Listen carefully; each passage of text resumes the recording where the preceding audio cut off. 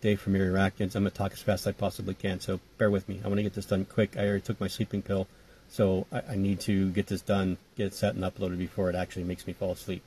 So we're looking at the lovely painting that Shanti from the House of Super Tarantula did for me. I've had it here for a couple months now. Just adore this thing. I like keeping it here on my table as a backdrop to a lot of things I do. I don't want to hang it on my wall because I do like using it here, and there's not a ton of wall space here, so I'd like to see it. So this is generally where it stays. When I can't utilize it here, I'm afraid something's going to puncture it with working on the table, then I move it someplace where it's safe. But my kids all love it. Definitely going to be buried with it. It's going with me to the spider afterlife. So why are we looking at this? Well, there's a reason. There's three updates that you're going to see here, hopefully in just a couple minutes. But what I'm going to ask everybody is I'm going to launch a couple things here real soon.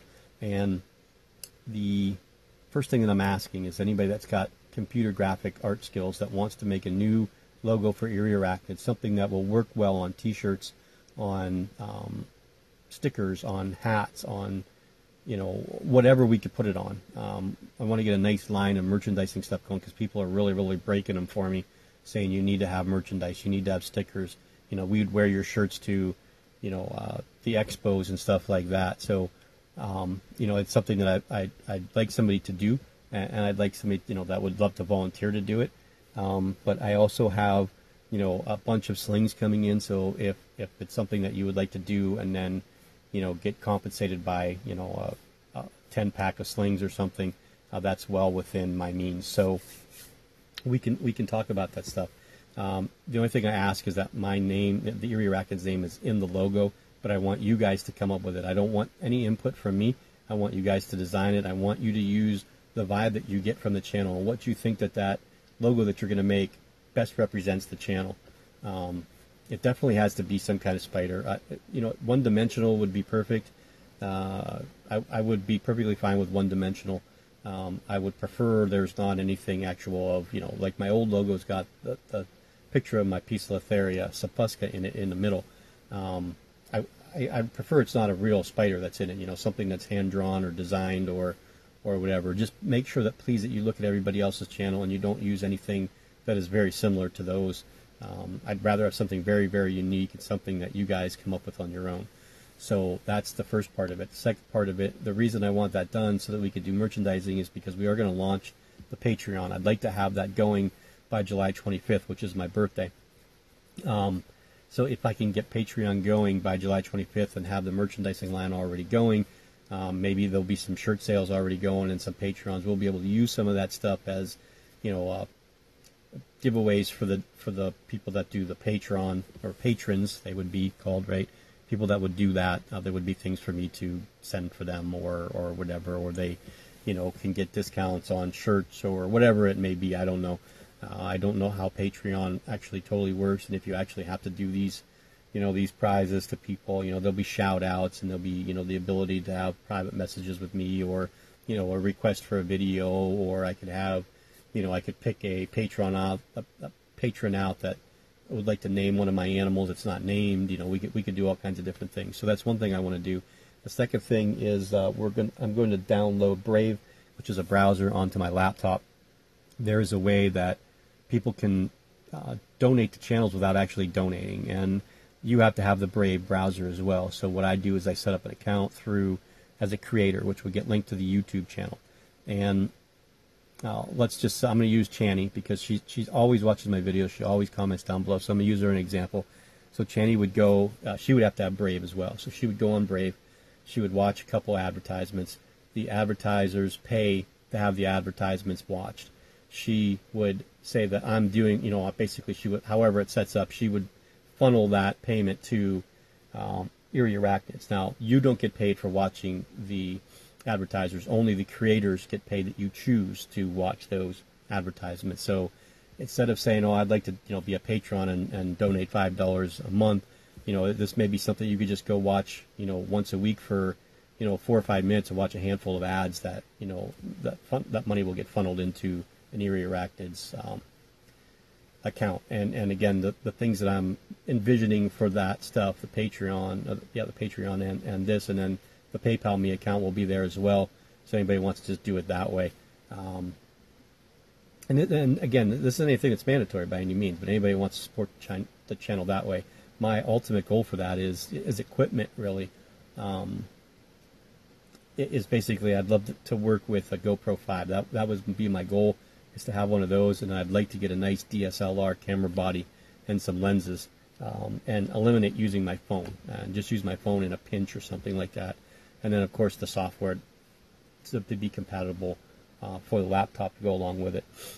So that's really what all that stuff is going for. So, let me know what you guys think down below, especially, anybody that's interested in doing this. Please email me, daveandyjr@gmail.com. I will put that down in the description as well. So let's get on with these real quick updates, so I can lay down and go to sleep, because I have a very early doctor's appointment for my ankle tomorrow. Bad news to start out with: we had a death in the collection. This is the Coloctinus hematostoma. This is the Cameroon wandering spider. It was the last one I have left. Long story short, it's probably a husbandry error. I was on an every 4-day cycle of misting the sides for it to drink and trickling water down into the substrate to try and keep it damp. Now, I have a fan running in here 24 hours a day, and I think that fan is kind of drying things out a little bit. I haven't had problems with many of the other enclosures as far as water dishes getting empty faster than what I expect them to, but this thing, for some odd reason, seems to dry out faster than anything else. I am not sure, because there are no vent holes on the top, and there's only very small vent holes that are done 2 by 2 all the way around the top. So again, I don't know what happened. It ate 3 days ago, 3 fruit flies, so I have no idea. I just lost it. So, it just kind of sucks. And if you guys watch Tarantula Dan's video, he lost a few things. So, my condolences to Dan for losing, the animals in his collection. It's just something that you have to deal with, and a lot of times it isn't your fault, and it just happens. But this one may, this one may have been on me. I don't know, so I'm going to take the fall for this one. So we have that as a kind of a kick in the pants or kick in the teeth, and then we got this new little guy right here, and this guy is a Phrynis or Phrynis, one or the other. I'm not exactly positive how that is pronounced. Margin immaculata. This is a tailless whip scorpion that is endemic to Florida. So what's nice about stuff that comes here from the United States is that, you could find out exactly where these things are located at. Of course, this is in Florida. I don't know what their range is in Florida, but it is from Florida. And I have people that live down there, so I could say, hey, what usually goes on in August? What usually is your temperatures in February? Just so I can get an idea of making sure, the humidity levels, because I think these things are going to be a little bit more sensitive to that stuff than tarantulas are. I don't think that these guys would adapt to, husbandry mistakes a little bit more. The tarantulas are a bit more forgiving of that than these guys are. My Damon diadema has been absolutely wonderful. I've had no issues with that one whatsoever. So hopefully we are pretty good with this one. It's feeding on small red runner nymphs. So the problem is I don't have very many red runner nymphs left, because my colony has really been decimated. I think we're probably just around the 3-digit mark, right around 100. I just ordered 1,000 of them to come in. Hopefully they come in any day. I've not been notified that they've been sent yet, and I actually ordered them like last Thursday or something. So I have to get a hold of him. I tried with an email, and my email keeps getting sent back for some reason. I don't know if it's me doing it because I did it on my phone or what's going on, but he'll take care of it. It's not a big deal. They'll get here hopefully soon. I would expect that he would have mailed them yesterday, and that they would show up at the post office tomorrow for a hold, that they would be calling me and say, hey, your box is here, come and get it. So yeah, this little guy, kind of cute. Now he left again. He's all over the place. I believe it's actually a female, to be honest with you. But I don't know if that you can actually sex them this small, but it sure looks like that based on its, pedipalp length versus its, first joint of its outside legs, its first legs. I don't know what to see as it grows and go from there. But these things are just fascinating to me, and they're very alien looking, so it's just kind of cool. You guys saw that in the first video, I'm sure, because it was on my finger and we kind of put it up. I didn't actually watch that part of the clip, but I hope that all came out. And I hope that the whole video looked good. My brother said he sounded like a doofus, but I told him he sounded like a doofus all the time, so it wasn't that big of a deal. Okay, so the last thing, and I don't remember. This is my memory, okay? I do not remember exactly how far we got along with this thing. I know that we talked about the enclosure having mold. I don't know that I actually got into the whole part of taking the spider out and cleaning it and putting everything back into a different thing, and then her being in the vial and me checking it out eventually. But if I did, forgive me. If not, well, you're going to find out here. I do pretty much believe that we have a female tarantula here. This is the Salmopaeus erminia. Now, the decorations that are in there, this is the one on the right that's behind the spider right now is just an aquarium thing. It was like a tree. It's got some holes I'll show you in the front where it can actually burrow down, and I expect that's what it's going to end up doing, unless it just utilizes this corner here and just makes itself its own little, web tunnel, which is probably what's going to happen. And it's going to happen because the molt is laying right underneath her, and I really, really want to get it from her so I can hopefully confirm that she's a female. Yeah, I'm getting tired. My sleeping pill's really starting to kick me here. So, yeah, it's all cleaned out. Everything's good to go. She molted. I put her in here yesterday, I believe, and she molted last night into this lovely thing that you're seeing here. So she's still recovering, so we don't want to mess with her too much. So you see the hole right there, and then you see the hole right there. So she's got a place to go inside and burrow. And she cannot get up inside this because it's not hollow. At least I don't believe it is. I don't think it's hollow. I think it's actually solid.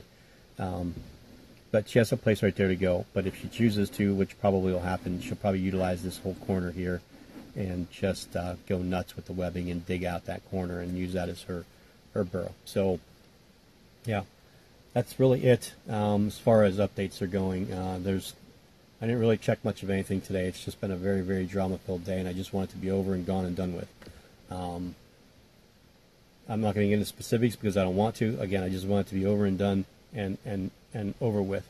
So tomorrow, doctor's appointment first thing, come home. We'll upload the second part of the tour video at my brother's, and that should be it. We'll water everything tomorrow, that's for sure. Everything's got to be watered tomorrow. I'm going to check my hottie before I go to sleep here and see how that one's faring, if that one's molted yet or not. So again, thanks for tuning in, thanks for watching, thanks for subscribing, thanks for commenting. Thanks for those of you that stuck up for me, backed me up, and everything over the course of the last day or so. It's greatly appreciated. And if you guys have any video ideas, shoot them at me. I do have the Haiti video that needs to get uploaded. It's shot. It just needs to get a thumbnail done and then uploaded. So that's not a very long video, 4 or 5 minutes. And then we'll get into South America. I'm looking forward to South America. I'm going to enjoy doing South America because I have a lot of stuff from there and a lot of oddball stuff from there, to be honest with you. So we're going to spend a lot of time in South America, I think. So yeah, have a great day. We'll see everybody later. Have a great rest of your week. Please be safe and keep loving the hobby.